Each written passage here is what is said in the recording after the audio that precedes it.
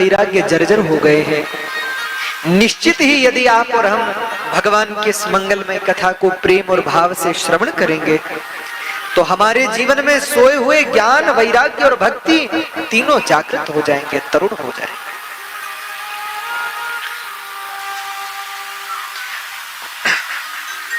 हमारे जीवन की जो जर्जरता है, हमारे जीवन की जो विषमताएं हैं, हमारे जीवन की जो विषयता है, वह नष्ट होकर हमारे जीवन में पुनः भक्ति, ज्ञान, वैराग्य स्थापित होगा। तो कल हमने मां भक्ति के अनुपम चरित्र को सुना। कल आपने एक प्रसंग सुना होगा जब नारद जी ज्ञान वैराग्य को वेद वेदांत घोषैश्च गीता पाठैर्मुहुर्मुहु, वेद सुनाते हैं, वेदांत सुनाते हैं, गीता सुनाते हैं, और उसका प्रभाव क्या होता है? ज्ञान वैराग्य जगते तो हैं पर पुनः सो जाते हैं। हमारे जीवन में भी ऐसा ही होता है। हम जब जब कथा सुनते हैं, जब जब कीर्तन करते हैं, जब जब मंदिर जाते हैं, या जब जब हमारे जीवन में कोई विषम घटना घटित हो जाती है, तब तब हमारे जीवन के ज्ञान वैराग्य जग जाते हैं, जागृत हो जाते हैं। आपने देखा होगा अपने आस पड़ोस में कि जो बहुत बड़े लोभी हैं,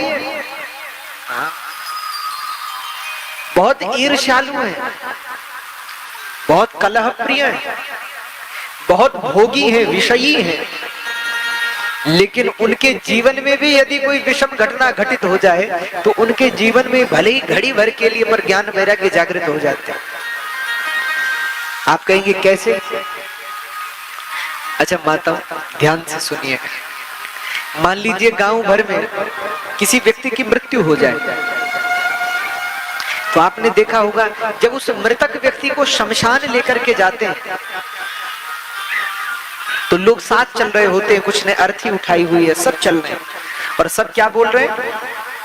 राम नाम। अरे बोलो भाई, राम नाम सत्य है, सब बोल रहे हैं, चल रहे हैं। अब आपने देखा होगा कि उन चलने वालों में कोई एक व्यक्ति ऐसा है जो बहुत लोभी है, बहुत लालची है, 1 रुपए खर्च नहीं कर सकता, लेकिन वो भी क्या कहेगा?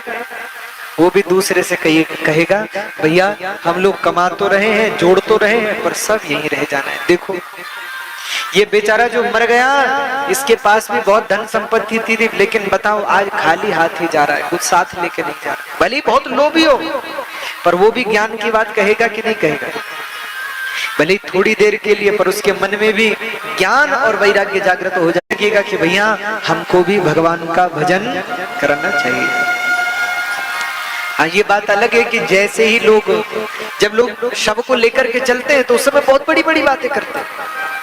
कोई कहेगा कि महाराज वासांस जरणानि यथा विहाय नवानि गृह्णाति नरो पराणि। अरे बोले तो शरीर वस्त्र है, वस्त्र छूट जाना है, जीवात्मा चली जाती है। कोई कहेगा अरे भैया क्या कहें, तुम शरीर की कहते हो, घर परिवार छूट जाएगा, अपने छूट जाएंगे। एक दिन ऐसा होगा जब मृत्यु आएगी और घड़ी भर का समय नहीं देगी, अपने साथ ले चलेगी। तीसरा कहेगा अरे भैया बताओ हम इतने दिन भर पाप करते हैं, झूठ बोलते हैं, धन कमाने के लिए लोग क्या नहीं करते, लेकिन जब मौत आएगी तो सब यहीं रह जाना है, कुछ साथ नहीं जाना है। ऐसी बड़ी बड़ी बातें लोग करते हैं। लेकिन जैसे ही शमशान पहुंचते हैं, शव को जलाते हैं, अब जब शव को जला करके वापस लौटते हैं तो फिर क्या कहते हैं? जो लोग अभी थोड़ी देर पहले बड़ी बड़ी ज्ञान की बातें कर रहे थे, कोई कह रहा था सब यही छूट जाना है, कोई कह रहा था परिवार भी छूट जाना है, कोई कह रहा था औरों की क्या कहें शरीर भी छूट जाना है, वही लोग वापस आते समय फिर क्या कहते हैं? उनमें से कोई कहेगा कि बताओ इसको आज ही मरना था क्या? क्यों? बोले आज तो सैटरडे है, शनिवार है, कल मरता, कल हमारी छुट्टी थी, आज हमको इसके चक्कर से ऑफिस की छुट्टी और हो गई हमारी। उनमें जो दुकानदार होगा वो कहेगा कि बताओ इसको भी मरना था, शाम को नहीं मर सकता था, बताओ इसके चक्कर में हमारी दुकान हमें आज देर से खोलनी पड़ेगी।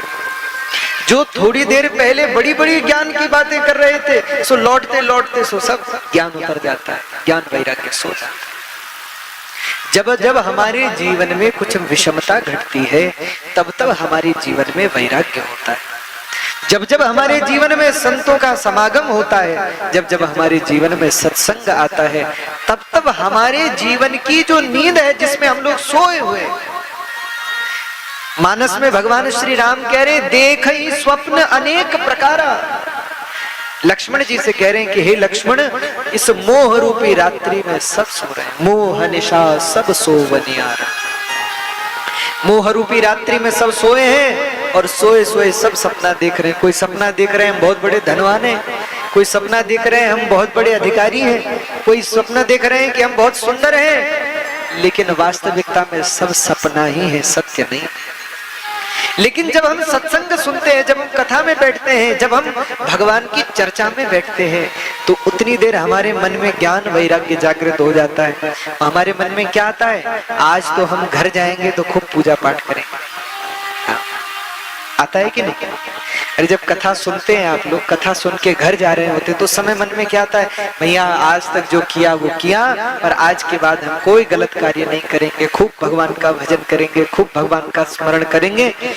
लेकिन जैसे ही कथा हुई पूरी, हम क्या कहते हैं आरती के बाद, तेरा तुझको अर्पण क्या लागे मेरा। जो कथा सुनी सो सब भगवान को लौटा दी, चल पड़े। कथा केवल सुननी नहीं है, कथा सुनने से लाभ नहीं है, कथा का मनन करने से लाभ है। जैसे मंत्र पर यदि अविश्वास है तो मंत्र निष्फल हो जाता है, जैसे व्यग्र चित्तो हतो जपः, जप करते समय चित्त अगर व्यग्र है तो जप भ्रष्ट हो जाता है, व्यर्थ हो जाता है। जैसे कोई खूब दवा तो ले पर परहेज ना करे तो दवा व्यर्थ हो जाए, वैसे ही कोई भगवान की